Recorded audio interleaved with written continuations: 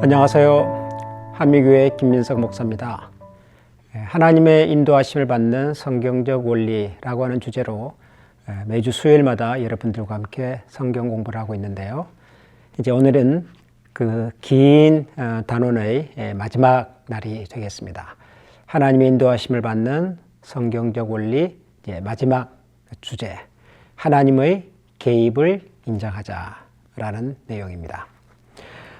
우리가 하나님의 인도하심을 받는다라고 말을 할 때 기본적으로 따라야 할 순서들이 있었죠. 첫 번째는 하나님의 말씀을 읽는 것이고요. 두 번째로는 하나님께서 우리들의 마음속에 주시는 마음의 소원의 소리를 귀 기울여서 잘 듣는 것이었습니다.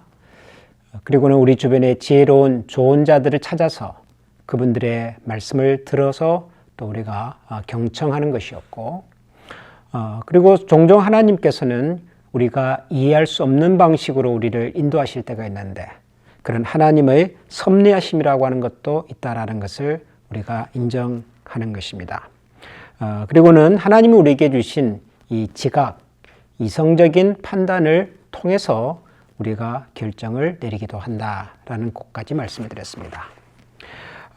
그런데 우리가 성경을 읽고 또 마음의 소원의 소리도 듣고 지혜로운 사람들의 조언도 구하고 하나님의 섭리를 인정도 하고 그리고 우리의 지각을 이용해서 판단을 했음에도 불구하고 하나님께서는 종종 하나님께서 스스로 주권적인 방법으로 우리의 삶 속에 개입해 들어오실 때가 있더라는 것입니다. 하나님의 주권적인 개입, 이것을 우리가 보통 기적이라고 하는 말로 표현을 합니다. 기적이라고 하는 것은 우리의 경험이나 또 우리가 일반적으로 가지고 있는 사고나 상식의 범위를 벗어나서 일어나는 현상들이죠. 그러니까 하나님께서 우리를 인도하실 때 그런 방식으로 인도하시는 경우도 있다라는 말씀입니다. 미리 말씀을 드리지만 하나님께서 이런 주권적인 개입을 통해서 우리를 인도하시는 방법은 보편적인 방식은 아닙니다. 다시 말해서 대부분의 그리스도인들이 하나님의 인도하심을 구하는 일반적인 방법으로 성경이 우리에게 보여주는 것은 아니다. 그런 말이죠. 일반적인 방법은 언제나 성경을 읽고 또 기도하는 가운데서 하나님 우리에게 주신 마음의 소원의 소리를 듣고 주변의 지혜로운 사람들을 찾아서 대화를 나누고 또 하나님 우리에게 주신 지각을 활용하고 우리 주변의 상황 속에서 나타나는 하나님의 섭리적 인도하심들을 잘 눈여겨 살피는 것들입니다. 이런 것들이 일반적이고 보편적인 하나님의 인도하심의 원리인데 그럼에도 불구하고 아주 예외적으로 하나님께서는 주권적으로 우리의 삶 가운데 들어오셔서 우리를 인도하실 때가 있다라고 하는 말입니다. 예를 들면 구약 성경에 나오는 모세를 하나님께서 이스라엘의 새로운 지도자로 세우는 장면을 생각해 볼 수가 있습니다. 그 당시 모세는 미디안 광야에서 양을 치고 있는 목자로서의 삶을 살고 있었죠. 그런 모세에게 어느 날 하나님께서 불붙는 떨기나무 가운데 나타나셔서 말씀하십니다. 그리고 모세를 애굽 땅에서 종살이하고 있었던 동족 유대민족을 구원하는 구원자로서의 사명을 하나님께서 그에게 주십니다. 불붙는 떨기나무, 그러나 나무는 타지 않는 굉장히 신비로운 현상이지요. 상식적으로 이해할 수 없는 현상입니다. 그런데 하나님께서는 모세를 이스라엘의 구원자로 세우실 때 그와 같은 방법으로 나타나셨습니다. 그런가 하면 신약 성경에 나오는 사도 바울의 경우도 비슷하다고 말할 수가 있겠습니다. 스데반이 죽고 그리고 그리스도를 따르는 사람들을 찾아서 감옥에 가두고 핍박하던 사도 바울에게 예수님이 나타나십니다. 부활하신 예수님께서 다메섹으로 가던 바울에게 나타나셔서 그에게 당신이 그리스도이심을 그리고 그에게 새로운 삶의 길을 제시해 주십니다. 아주 특별한 방법으로 나타나시는 거죠. 기적적인 방법으로 나타나십니다. 하나님께서 모세와 바울의 삶 속에 주권적으로 개입해 들어오셔서 모세와 바울을 새로운 삶의 길로 이끌어 가셨습니다. 이런 예들이 성경에 있습니다. 그런데 이런 하나님의 주권적인 개입을 통한 인도하심을 볼 때 우리가 반드시 유념해야 될 것이 있습니다.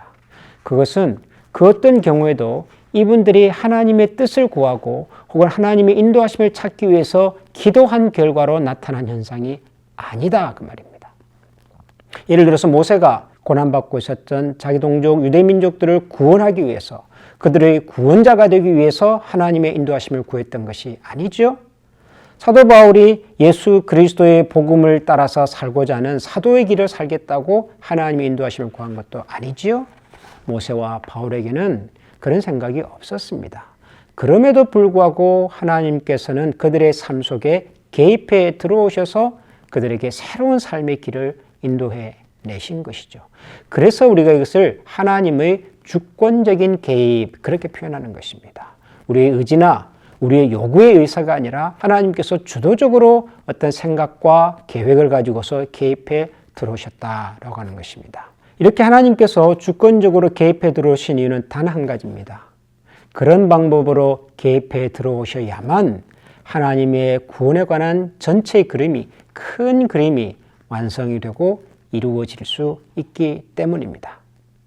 그냥 성경을 읽고 기도하고 자신의 지각을 판단하고 주변의 사람들의 얘기를 들어서 결정하고 걸어가고 있지만 그 결정과 그 과정이 하나님의 큰 구원의 그림과 계획과 다른 방향으로 진행이 될 때 하나님께서 주권적으로 개입해 들어오시더라는 겁니다.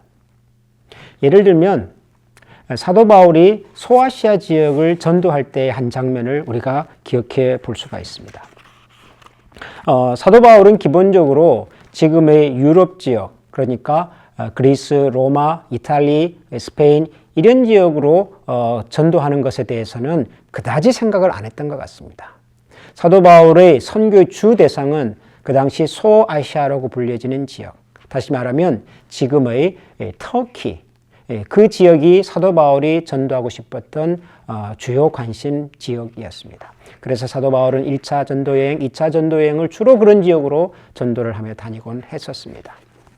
그러나 하나님께서는 사도 바울을 통해서 그리스도의 복음이 소아시아 지역을 넘어서 지금의 유럽 지역에까지 전파되기를 원하셨고 기대하셨습니다. 그런데 사도 바울은 정작 그 지역에 대한 마음이 관심이 없었던 것이죠. 그때 나타났던 현상이 바로 우리가 잘 알고 있는 마게도냐 사람의 환상입니다. 꿈에 나타난 마게도냐 사람이 손을 흔들어서 사도 바울로 하여금 건너와서 우리를 도와달라. 그렇게 말하는 환상을 보게 된 것이지요. 이해할 수 없었던 환상을 보았지만 사도 바울은 그 환상의 부름을 따라서 배를 타고 드로아를 떠나서 지금의 그리스 지역, 로마 그 지역을 향한 선교의 여정을 시작을 하게 됩니다. 거기서 만난 사람이 누구죠? 바로 루디아라고 하는 한 여성이었습니다. 자주장사, 옷감을 팔고 다녔던 이 루디아라고 하는 사람을 만나서 그의 집에 머물면서 함께 하나님의 말씀을 나누고 복음을 증거하면서 그 지역에 드디어 교회가 시작이 되지요. 그 교회가 우리가 알고 있는 빌립보 교회입니다. 지금의 유럽 지역의 첫 번째 교회죠. 사도 바울의 계획 속에는 유럽 지역에 대한 복음 전도의 계획과 구상이 없었으나 하나님 가지고 계셨습니다. 그 하나님의 구상 속에서 하나님이 특별한 방법으로 사도 바울의 삶 속에 개입해 들어오신 사건이 바로 마게도냐 환상이었던 거죠.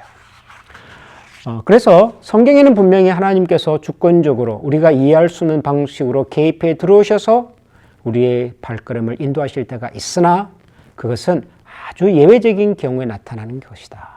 우리가 기도하고 우리가 뜻을 구하고 찾고 그래서가 아니라 하나님께서 주도적인 판단과 계획을 가지고 개입해 들어오셔서 우리를 인도하실 때가 있다. 그러나 예외적이다.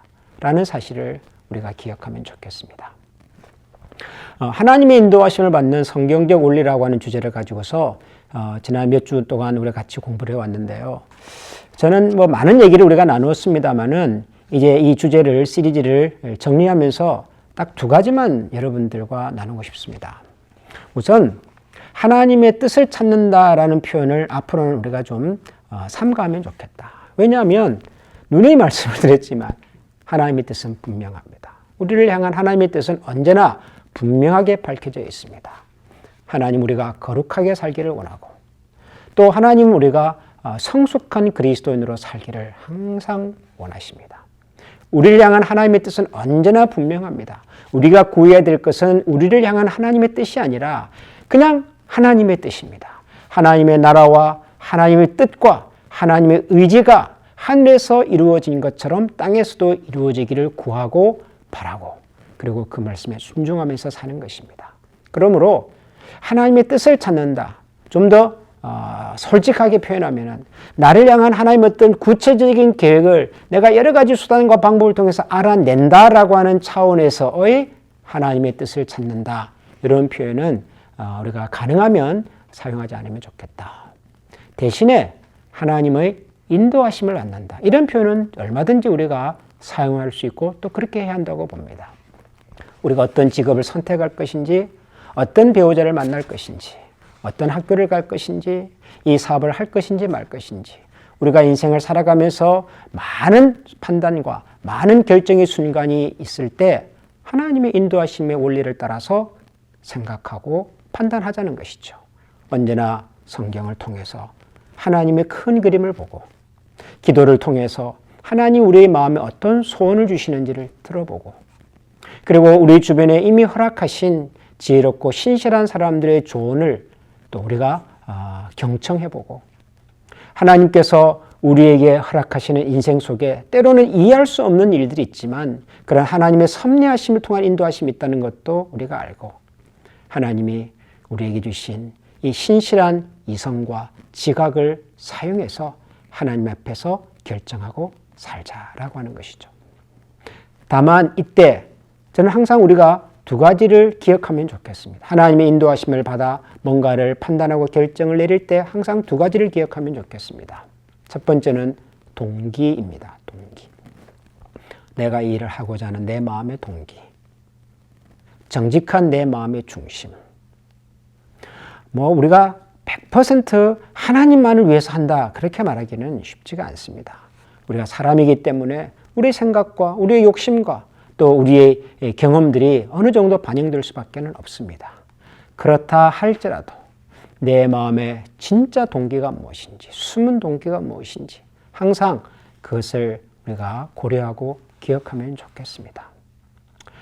두 번째는 우리의 동기를 살핀 다음에 항상 우리의 마음과 영혼이 하나님 앞에 열려 있으면 좋겠습니다. 깨어 있으면 좋겠습니다. 하나님께서 우리를 인도하시는 여러 다양한 방법들을 영적으로 민감하게 들을 수 있도록 하나님의 그런 이끄심의 여러 상황들과 여러 변수들을 우리가 잘 분별할 수 있도록 우리의 영혼이 늘 맑게 깨어 있으면 좋겠습니다. 그것은 우리가 하나님의 말씀을 가까이 하는 것이고 우리가 자주자주 하나님과 대화하는 것이고 우리의 삶의 모든 영역 속에서 우리가 어떻게 하면 거룩한 그리스도인으로 살 것인가에 대한 관심과 고민을 가지고 사는 것이겠지요. 그래서 실제로 이제 저와 여러분들이 살아가면서 여러 가지 구체적인 뭔가를 결정하고 판단해야 될 상황이 생긴다면 우리가 그동안 같이 공부했던 이 브루스 월키 교수님이 제안하신 이런 여러 가지 단계들을 하나하나 잘 살펴보시고 그리고 난 다음에 마지막으로는 내 마음의 진짜 동기가 무엇인지 그리고 나는 하나님 앞에서 열려있는 그런 마음과 영성으로 살아가는 사람인지 이 두 가지를 기억하셔서 여러분들이 선택하시고 그리고 여러분이 내리신 그 결정을 하나님께서 기뻐하시리라고 저는 믿습니다. 여러분의 신실한 결정과 판단을 통해서 하나님의 큰 그림이 이루어지고 또 우리 스스로도 그런 판단과 결정을 통하여 기쁨과 또 만족을 누리고 우리가 함께 그런 기쁨과 감사와 만족 가운데서 하나님의 나라를 함께 일구어가는 신실한 그리스도인들의 삶이 될 수 있기를 기원합니다. 이제 하나님의 인도하심을 받는 이 성경적 원리에 관한 성경 공부는 오늘로 이제 마무리를 하고요. 지난주에 말씀드렸던 것처럼 한 2주 정도 휴식을 갖겠습니다. 그리고 난 다음에 3월 첫 번째 주간 수요일부터는 새로운 주제를 가지고 성경 공부를 시작하겠습니다. 새로운 주제도 실제적으로 여러분의 신앙과 삶에 도움이 되고 또 구체적으로 유익이 될 수 있는 그런 주제로 준비를 하겠습니다. 좋은 주제로 또 잘 준비될 수 있도록 여러분들께서도 관심을 가지고 기도해 주시면 감사하겠습니다. 기도하겠습니다. 하나님 아버지 감사합니다. 오늘도 우리에게 참 좋은 날을 주시고 특별히 하나님의 선하신 뜻을 함께 찾아갈 수 있는 그런 마음과 또 그럴 수 있는 의지와 그리고 또 함께 그런 시간을 나눌 수 있는 이 수요 성경 공부의 현장을 허락해 주신 하나님 감사합니다. 우리가 세상을 살아가면서 하나님께서 원하시고 기뻐하시는 하나님의 뜻을 따라 살고 싶은 마음이 항상 있습니다. 그러나 이미 우리에게 보여주신 하나님의 뜻이 분명함에도 불구하고 때로는 우리가 판단과 결정이 어려워서 고민이 되고 그래야 하나님 앞에 기도하며 나올 때가 참 많았습니다. 그럴 때마다 하나님 저희들의 마음을 열어주시고 하나님의 선하신 뜻을 우리가 잘 깨닫고 분별할 뿐만 아니라 이미 하나님이 우리에게 주신 지각과 경험과 성경의 가르침들을 따라서 신실하고 지혜롭게 잘 판단하고 결정할 수 있는 저희 모두가 되게 하여 주시옵소서. 무엇보다도 하나님 우리 속에 숨어있는 깊은 마음을 살필 수 있는 용기를 허락해 주시고 또 우리에게 여러 가지 방법으로 우리의 삶을 이끄시는 하나님의 섬세한 손길을 잘 이해하고 깨달을 수 있는 열린 마음과 열린 영혼의 눈을 허락하여 주셔서 우리 자신과 우리가 함께 살아가는 믿음의 공동체들이 함께 기뻐하고 즐거워하며 감사하며 살아갈 수 있는 거룩하고 복된 삶이 되게 하여 주옵소서. 예수님 이름으로 감사하며 기도합니다. 아멘.